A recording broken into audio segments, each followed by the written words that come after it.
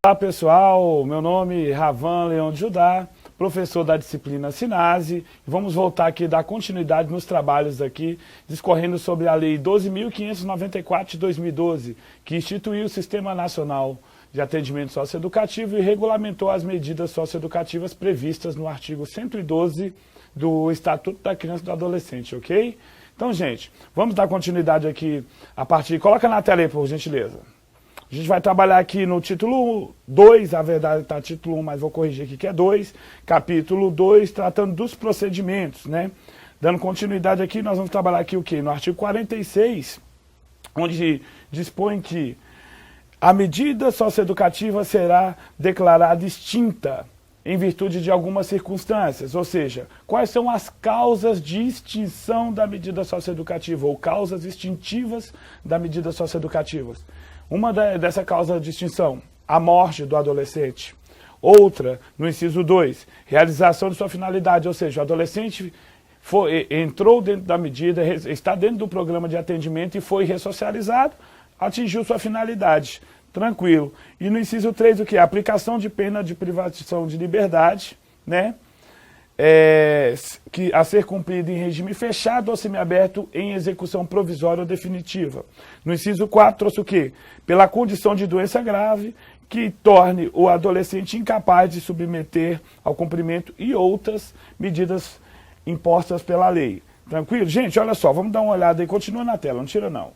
Olha só, a gente tem que pensar o seguinte, vamos trabalhar aqui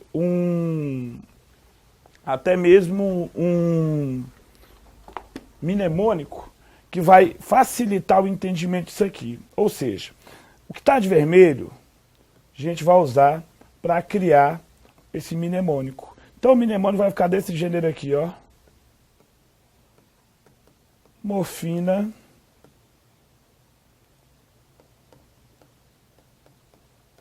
priva da liberdade o doente. Opa, falta novamente. Aqui, meu Deus.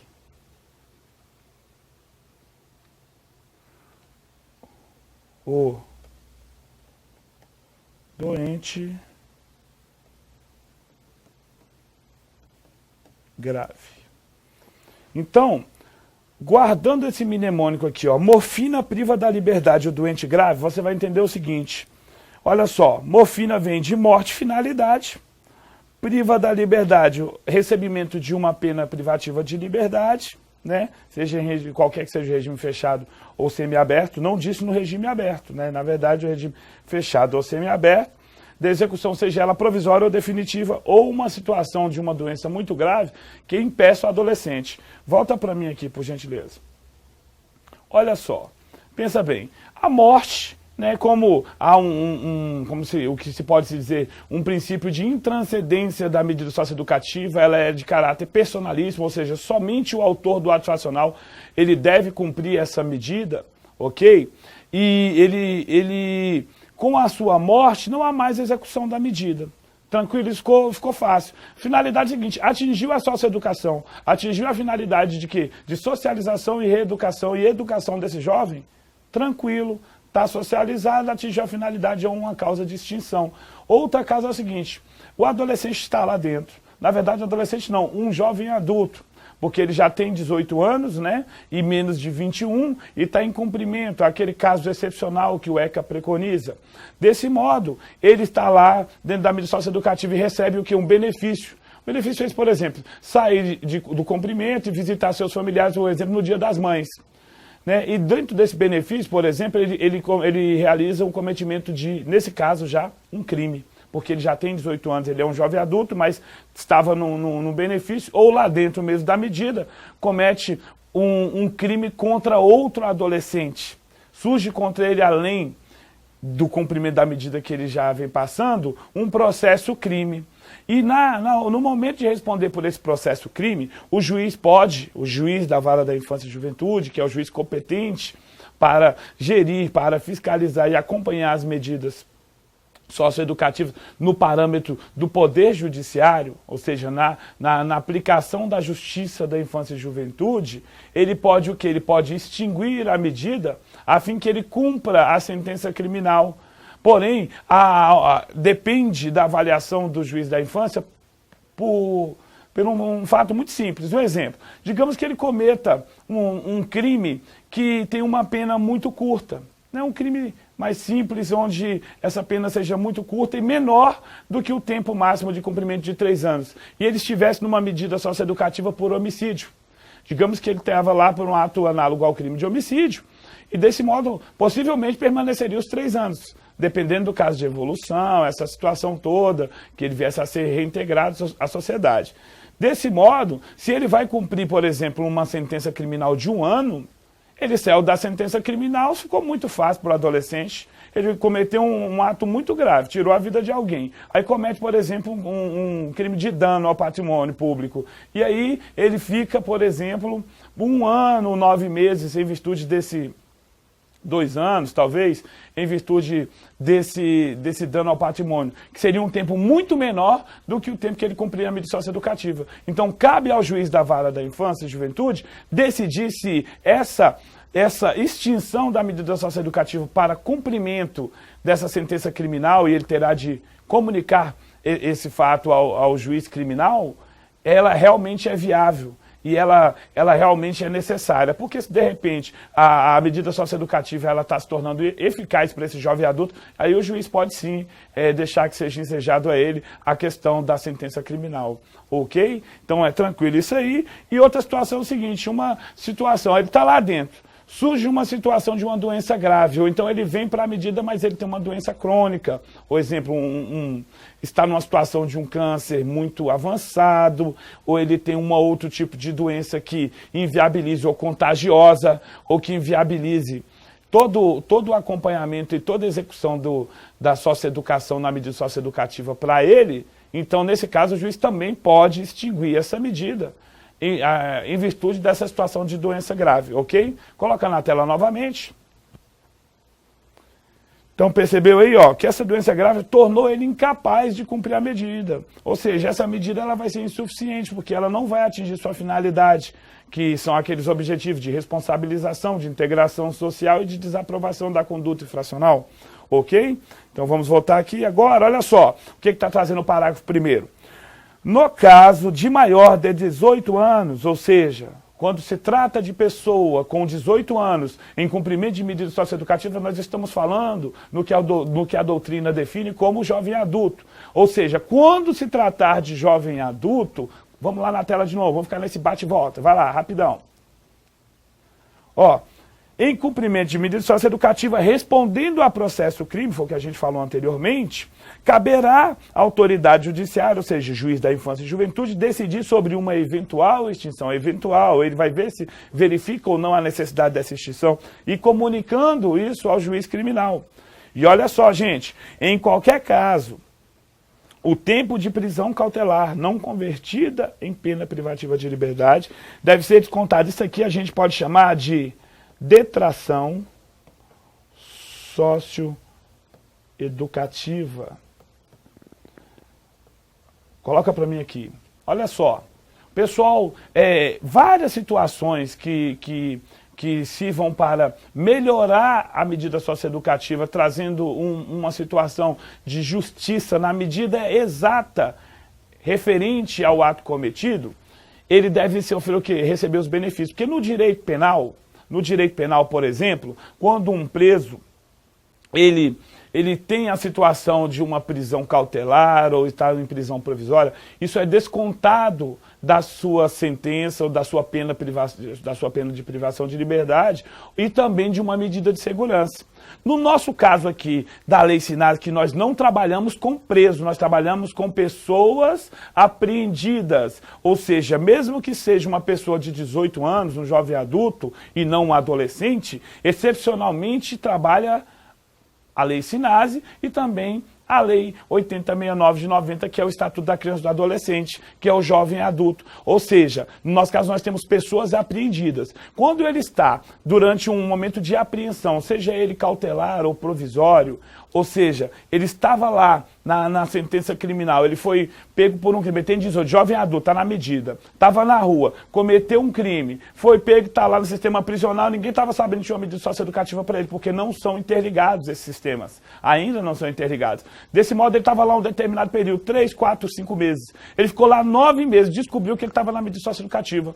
Volta ele para a medida socioeducativa. Tranquilo, ele está lá na medida socioeducativa, porém por um ato lá, por exemplo, ele tem 2 anos e 3 meses lá dentro, pelo ato que ele cometeu. Ainda ele poderia ficar mais 7 meses, correto? Porque o tempo máximo de cumprimento de medida socioeducativa são de 3 anos. Porém, ele tinha 2 anos e 3 meses, mas ele já tinha cumprido, um exemplo, 9 meses no sistema prisional, esse jovem adulto. Desse modo, deverá sim, no caso a Defensoria Pública, o Ministério Público pode suscitar, ou tanto o advogado de defesa, eles deverão o quê? Buscar junto ao Poder Judiciário o quê? O cumprimento dessa medida, que ele seja liberado por tempo máximo já cumprido. Porque 9 meses, mais os 2 anos e 3 meses que ele está cumprindo, ultrapassa os 3 anos, que é o tempo máximo. Ficou fácil essa conta, gente? Tranquilo. Volta para a tela novamente. Então, para fechar essa conta que a gente acabou de dizer, é o quê?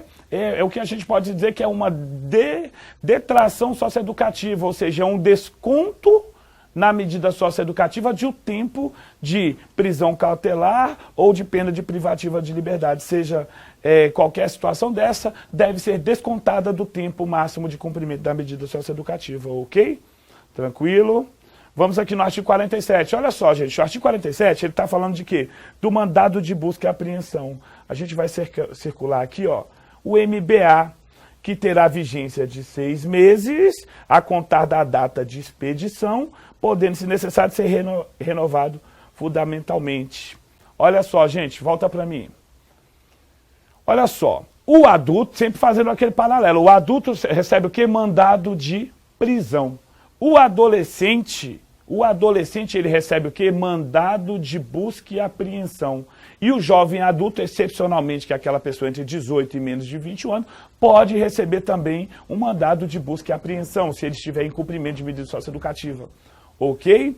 Olha só, esse MBA, ele tem um prazo da data da sua expedição. Ele foi expedido pela autoridade competente, o juiz da vara da infância e juventude, ou o juiz que responda por esse mesmo tema em alguma comarca, que não haja uma vara específica.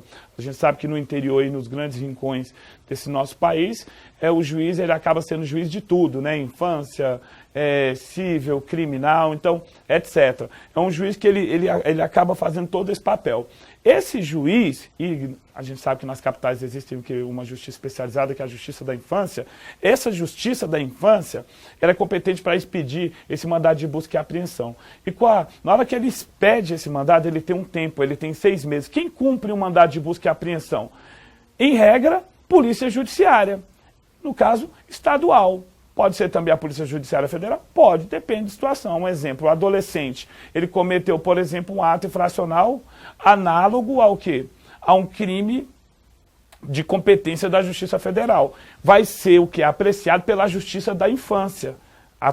A competência é da Justiça da Infância, mas não dispensa que a Polícia Judiciária da União faça toda a investigação sobre esse ato infracional. Desse modo é o seguinte, 6 meses, não cumpriu, tá lá, o adolescente é acusado lá de ter cometido um ato infracional análogo ao crime de homicídio.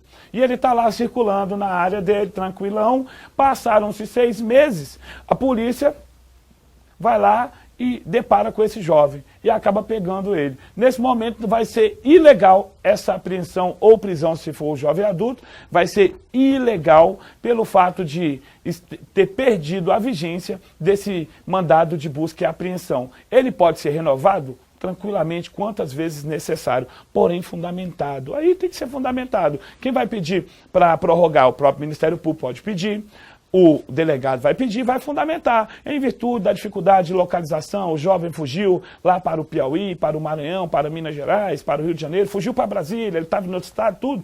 Então essa dificuldade toda é muito plausível e motivo hábil para o quê? Para que seja o quê?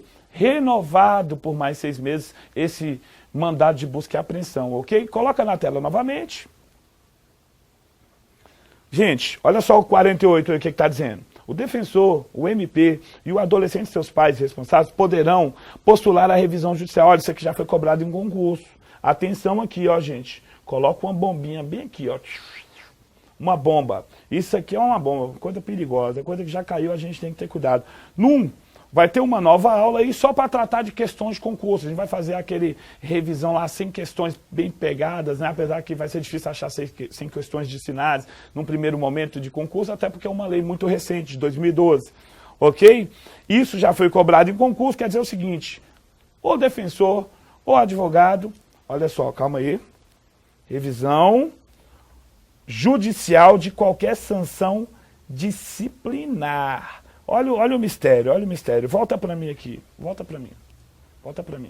Gente, o autor do ato infracional, ou o jovem adulto também que é autor de ato infracional, seja o adolescente ou um jovem adulto, o autor de ato infracional, ele está lá dentro da medida socioeducativa, ele já recebe um outro nome, ele é um socioeducando, pois ele já está em cumprimento. Quem está em cumprimento é socioeducando. Antes de cumprimento, ele é apenas o autor do ato infracional, ou seja, ele adolescente ou jovem adulto, ou adolescente em conflito com a lei, que a doutrina também chama, e é muito aceito em concurso público, ou adolescente conflitante com a lei. Se aparecer lá menor infrator, delinquente, esses termos pejorativos, a questão provavelmente está errada e caberá recurso, se ela for considerada certa. Porque em virtude da proteção integral, advinda do Estatuto da Criança e Adolescente, de outros demais princípios focados na integração, na responsabilização e na desaprovação dessa conduta infracional,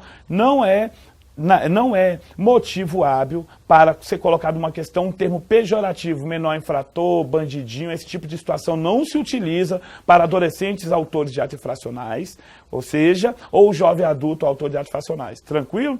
E olha só, quando ele já é um socioeducando, ele está dentro da medida socioeducativa em cumprimento dessa medida, o que ocorre? Lá dentro existe uma série de regras a serem seguidas, como uma escola pública. A escola pública tem seu regimento interno, o adolescente não cumpriu o regimento, ele aprontou, bagunçou, jogou, está lá escrito, vai receber o quê? Uma suspensão ou advertência. Lá dentro também. Lá dentro é o seguinte, eu poderia até dizer o seguinte, uma frase assim que ela é uma frase só para dar um paralelo. Nada está tão complexo ou ruim que não possa piorar. Tem que ter um cuidado. O pessoal acha assim, a medida socioeducativa é uma coisa muito tranquila, é uma coisa que não gera impunidade no negativo. Quem conhece a medida socioeducativa, ela é uma situação bem gravosa. Claro que naquela situação dos atos análogos a crimes hediondos ou crimes contra a vida, realmente 3 anos merece uma readequação, um realinhamento. A sociedade hoje discute muito essa questão de 3 anos para quem tira uma vida seria algo que não está sendo equilibrado, não razoável, não uma proporção. Por exemplo, poderia se dizer como um caráter retributivo da medida socioeducativa, que o foco não é esse, o caráter dela é o quê? Sancionatório e preponderantemente pedagógico, ok? Ou seja, lá dentro tem uma regra, uma normativa. O que chama isso? Regimento disciplinar, que nós vamos tratar doravante. Esse regimento disciplinar, ele vai dizer como funciona, como esse adolescente deve cumprir, os horários que ele deve acordar, ou seja, tudo que ele não teve ligado à disciplina, que a gente pode colocar disciplina como um trinômio: autoridade, limite e respeito. Hoje, atuando, por exemplo, como conselheiro tutelar, eu vejo uma grande dificuldade que nossas famílias hoje têm de lidar com o limite. Ou seja, o punho sobre as condutas o quê? Antissociais, as condutas anormais que fogem do padrão do cidadão médio, cometidas por crianças, às vezes adolescentes. E no socioeducativo nós estamos trabalhando um limite especializado, que é com o adolescente autor de ato infracional. Então, desse modo, esse regramento tem uma série de princípios a serem seguidos, que a gente vai falar mais à frente: tipicidade, garantias processuais, tempo de duração, tem um monte de situações que devem ser seguidas.